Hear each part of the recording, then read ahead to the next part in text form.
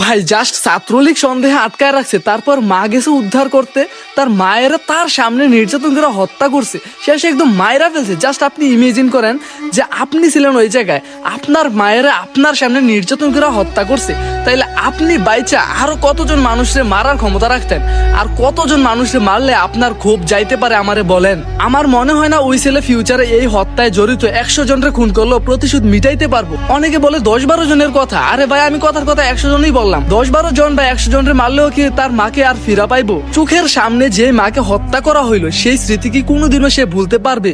ভাই আমি মানলাম আওয়ামী লীগের সময় বিএনপিরও এরকম হেনস্থা করছে, কিন্তু তাই বইলা কোনো মা তো অপরাধ করতে পারে না, কোনো মা তো ছেলের কারণে শাস্তি পাইতে পারে না। কোনোভাবেই কি সে ছেলে কোনোদিনও মায়ের মৃত্যুটাকে মেনে নিতে পারবে আমার বলেন? সেই ছেলে তো এখন বেঁচে থেকেও জিন্দা লাশ, কোনোভাবে কি সহ্য করা যায় এটা বলেন? তবুও বলবো বিচার চাই। জানি এদেশে বিচার নাই, আর দিন শেষে মনে রাখেন ক্ষমতার বাহাদুরি থাকে না বেশি দিন, সময়ের সাথে সব বিলীন হয়ে যাবে।